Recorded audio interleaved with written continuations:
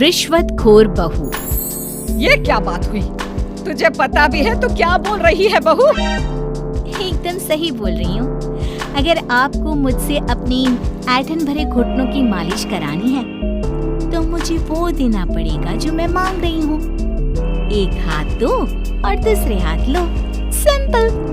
बहू हूँ, इसका मतलब ये नहीं कि नौकरानियों की तरह काम करूँ। ये है अमृता और उसकी सास रेखा। अमृता एक नई नवेली बहू है जिसकी शादी कुछ दिनों पहले ही रेखा के बेटे माधव के साथ हुई है। वैसे तो अमृता दिल की बहुत अच्छी है, लेकिन वो कहते हैं ना कि खून का रंग तो दिखता ही है। बस वही डॉन की बेटी होने का रंग यहाँ अमृता में भी दिख रहा है, जो है रिश्वत लेना। जी हाँ, काम चाहे कितना भी छोटा या कितना भी बड़ा क्यों ना हो, हमारी अमृता बहू बिना रिश्वत लिए कुछ नहीं करती। चलिए देखते हैं आगे इनके साथ और क्या क्या होता है। रेखा और अमृता को लड़ते देख ससुर प्रेमचंद वहाँ आता है और कहता है, अरे क्या हुआ? काहे इतना दिल मिला रही हो रेखा? अरे कुछ बोलोगी भी या कानों में हड़ताल हो रखी है तुम दोनों के? देखिए ना पापा जी, माँ जी ने मुझे कहा कि मैं उनके घुटनों की मालिश कर दूं, लेकिन उसके बदले में माँ जी मुझे वो हीरो वाला पुश्तैनी हार देने से इनकार कर रही हैं। क्या? घुटनों की मालिश के लिए हीरो का पुश्तैनी हार कौन मांगता है बहू? पापा जी, आपको तो पता ही है ना, आपकी बहू कितनी सयानी है, हर कोई भी काम फ्री में नहीं करती। और अब शेखावत खानदान का आटा तो इतना भी गीला नहीं है कि अपनी बहू को हार ना दे पाए। क्यों माय डियर माँ जी? देखा आपने प्रेमचंद जी, ये अब मुझसे पुश्तैनी हार मांग रही है, कल को पूरा घर मांग लेगी। अरे जा जा, मैं खुद कर लूंगी अपनी मालिश। ठीक है, मुझे क्या। एंजॉय योर मालिश टाइम माँ जी। रात में जब पति महादेव दफ्तर से लौटकर घर आते हैं तभी कमरे में, अमो सुनो ना, मेरा वो लाल रंग का जो शर्ट है ना वो धो दो ना प्लीज। एक्चुअली कल मेरी एक इम्पोर्टेंट इंटरनेशनल क्लाइंट के साथ मीटिंग है, बहुत बड़ी डील का ऑफर है, इसलिए मैं अपनी उस लकी शर्ट को पहनकर जाना चाहता हूँ। अभी तो रात भर में तो सूखी जाएगी, फिर कल अच्छे से कड़क वाली इस्त्री कर देना अपने शुभ शुभ हाथों से। जी नहीं, मैं ये सब ऐसे ही नहीं करने वाली। अगर काम करवाना है तो मेरी एक शर्त है। अरे यार, तुम और तुम्हारी शर्तें, बोलो क्या है? आपको मुझे 10 मनीष मल्होत्रा डिजाइनर की साड़ियाँ दिलानी होगी। 2 हफ्तों में मेरी स्वीट हार्ट फ्रेंड बिल्लो रानी की शादी है। मैं वहाँ डिजाइनर साड़ी पहनकर जाऊंगी और सबको चला दूंगी। माधव अपनी बीवी की बात सुनकर हैरान परेशान अपने सर पर हाथ रखकर बैठ जाता है। अरे तुम बीवी हो या आफत? तुम्हारे दिमाग में जंग लग गया है क्या? देखो इतने सारे पैसे नहीं है मेरे पास। तुम्हारी याददाश्त तो जगह पर है ना माधव, भूल गए? मैं एक डॉन की बेटी हूँ। अगर तुमने मेरे कहे मुताबिक काम नहीं किया तो तुम्हारे लाल शर्ट को दूर ही रखो, मेरे पापा तुम्हें ही लाल कर डालेंगे। ठीक है, चलो अब ज्यादा मत डराओ, तुम्हें जो चाहेगा मिल जाएगा। अब ये डर और रिश्वत का सिलसिला यूं ही चलता रहता है और इसी तरह समय बीतता रहता है। एक सुबह सब नाश्ते के टेबल पर बैठे थे, जहां अमृता सबके सामने एक व्हाइट बोर्ड लाती है जिस पर दिन भर के सारे कामों के रेट लिखे हुए थे। अब ये क्या है? टीचर नहीं बनने का इरादा है क्या तेरा? अगर हाँ तो अफसोस, बेचारे बच्चे, उनका भविष्य तो अंधेरे में है। आप लोग बेकार की बातें बंद कीजिए और आंखें खोलकर ठीक से पढ़िए क्या लिखा है। ये आज के सारे कामों के रेट्स हैं। आलू पराठे, चाय, दाल, रोटी, चावल, सब्जी, हलवा, मिठाई, रसोई की सफाई, वॉशिंग मशीन में कपड़े धोना, ओखल में मसाले कूटना और माँ जी और पापा जी के अलमारी की सफाई करना। इन सब कामों की कुल मिला के जो रकम बनती है वो है ये 10,000 रुपए और माँ जी के लेटेस्ट लाए हुए सोने के झुमके भी। अमृता, तुम इंसान हो या हैवान? जरा तो दया करो हम पर। हे राम जी, उठा लो, अब ना देखा जाता ये सब। सच में पता नहीं कौन सा दिन था वो जब ये हमारे घर आई। महादेव, तेरे प्यार ने तो हमारा जीना दुश्वार कर दिया बेटा। दुनिया में बहुत रिश्वतखोर लोग देखे, लेकिन ऐसी रिश्वतखोर बहू पहली बार देख रहा हूँ जो अपने ही परिवार को लूटने में लगी है। तो तुझे पता है ना कि ऐसे रिश्वत मांगना गुनाह है। पापा जी, मैं कोई गुनाह नहीं कर रही हूँ। रिश्वत लेना बाहर की दुनिया में गुनाह है।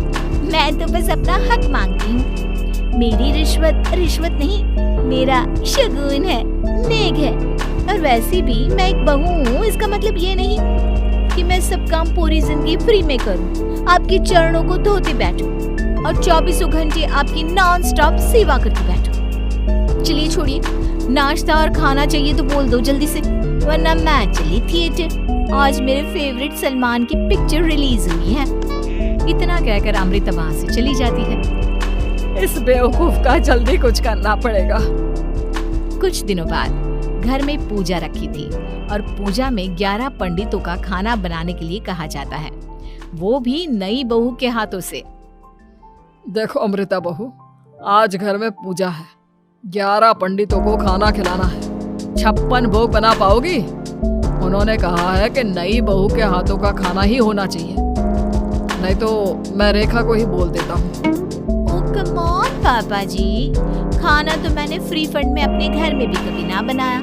तो अब आपको क्या लगा कि पूजा का नाम लेकर आप मुझे अपनी झांसी में फंसा लोगे? अरे कल मुही, बस अब बस, पहले सुन भी ले क्या कह रहे हैं हम। तुम्हें जितने पैसे चाहिए, जितने तोहफे चाहिए सब ले लो, बस पूजा पाठ में कोई बाधा नहीं आनी चाहिए। ओहो, ये हुई ना समझदारी वाली बात। ठीक है, अब आप लोग निश्चिंत रहिए, मैं ऐसा खाना बनाऊंगी कि उन 11 पंडितों की 11 पुश्तें भी मेरे खाने के स्वाद को याद रखेंगी। अमृता पंडितों के लिए खाना पकाती है और पूजा संपन्न होने के बाद उन्हें केले के पत्तों पर खाना परोसती भी है, जिस पर खाने का पहला निवाला खाते ही वो क्या भोजन है। हम इतनी जगहों पर जाते हैं, लेकिन इतना अच्छा स्वाद तो काफी मुश्किल से चखने मिलता है। रेखा जी, प्रेमचंद भाई साहब, आप लोग सच में भाग्यवान हो कि आपको इतनी सर्वगुण संपन्न बहू मिली है, जिसके हाथों में साक्षात माँ अन्नपूर्णा विराजती है। सर्वगुण संपन्न, सबको संपन्न कर देगी यह खूंखार औरत। कुंडली मार कर बैठ गई है मेरे बेचारे बेटे के जीवन में। एक मिनट, अरे ये बात मेरे इस बूढ़े दिमाग में पहले कैसे नहीं आई?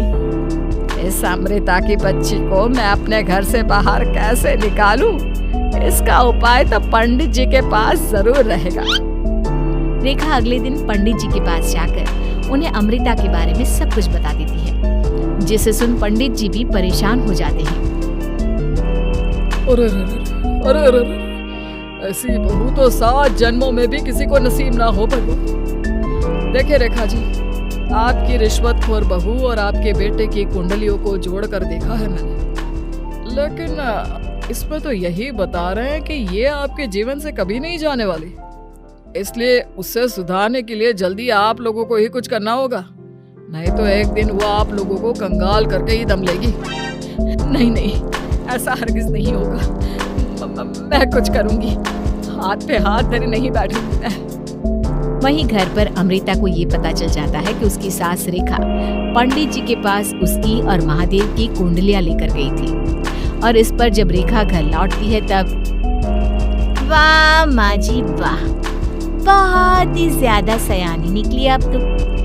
लेकिन मैं आपको एक बात बताना चाहती हूँ कि मेरी और महादेव की कुंडलियां जोड़कर पूजा पाठ और हवन करके भी कुछ नहीं मिलेगा, क्योंकि मैं ऐसी बला हूँ जो आप सबकी जिंदगियों से अब कभी नहीं टलने वाली। फिर चाहे आप कितने भी टोटके हवन या उपाय कर लें। तो खुद को समझती क्या है रे बदतमीज, तुझसे बात करना तो दूर, मुझे तो तेरी शक्ल देखना भी नहीं पसंद। अब सास बहू के बीच एक अनकहा सा युद्ध छिड़ जाता है। दिन बीतने लगते हैं, लेकिन एक दिन अचानक रेखा की तबीयत हद से ज्यादा खराब हो जाती है और उसे सांस लेने में भी काफी दिक्कत और परेशानी महसूस होती है। जब उसे डॉक्टर के पास ले जाया जाता है तब डॉक्टर चेकअप करके कहते हैं, देखिए, मैंने सारे टेस्ट करके देख लिए हैं और रिपोर्ट्स को क्रॉस चेक करके ये पता चला है कि रेखा जी को गंभीर दिल की बीमारी है। उनके फेफड़ों में भी काफी सूजन आ गई है। उनका जल्द से जल्द ऑपरेशन करना होगा, वरना आई एम सॉरी टू से उन्हें बचाना मुश्किल हो जाएगा। ये खबर सुनकर प्रेमचंद और माधव दोनों हक्का बक्का रह जाते हैं। लेकिन डॉक्टर साहब, कितने पैसे लगेंगे ऑपरेशन के लिए? और उसके बाद रेखा पूरी तरह ठीक तो हो जाएगी ना? जी हाँ, इस ऑपरेशन के बाद वो बिल्कुल ठीक हो जाएंगे, लेकिन वो तभी हो सकता है जब ऑपरेशन टाइम से हो पाएगा। और रही बात ऑपरेशन के खर्चे की, तो उसमें तकरीबन 6 से 7 लाख रुपए तक लग सकते हैं। जहाँ एक तरह सब रेखा की तबीयत और ऑपरेशन को लेकर परेशान होते हैं, वहीं घर पर रेखा को बिस्तर पर देखकर भी अमृता के अंदर जरा भी दया नहीं आती। ओ माँ जी, ये अपना फालतू का मेलोड्रामा बंद कीजिए ना आप। मुझे पता है आपको मुझे रिश्वत नहीं देनी है और घर के सारे काम मुझसे मुफ्त में करवाने हैं, इसीलिए आप ये सब कर रही हो ना। सीरियसली अमृता, ऐसे हालात में तुम ऐसी बातें कैसे कर सकती हो? हम यहाँ परेशान हैं कि ऑपरेशन कैसे कराएंगे। बैंक में इतने पैसे भी नहीं है और तुम माँ को ताने सुना रही हो। अरे अमृता बहू, मैं भला ढोंग क्यों करूंगी? हम 6 से 7 लाख का बंदोबस्त कैसे करेंगे? करेंगे पापा, कैसे भी करेंगे। अमृता, अगर कभी भी जिंदगी में तुमने मुझसे सच्चा प्यार किया है, एक पल के लिए भी सही, तो तुम्हें आज इस परिवार, इस घर की नींव, मेरी माँ को बचाना होगा। हमने अपना सब कुछ तुम्हें दे दिया है, अब तुम्हारी बारी है अपने किए का हिसाब चुकाने की। मुझे पता है तुम्हारे अंदर भी दिल है। अमृता बिना कुछ कहे वहां से चली जाती है और अपने कमरे में जाकर वो अलमारी में से अपनी माँ की तस्वीर को निकालकर अपने सीने से लगाती है और भावुक हो जाती है। माँ, आपके जाने के बाद पापा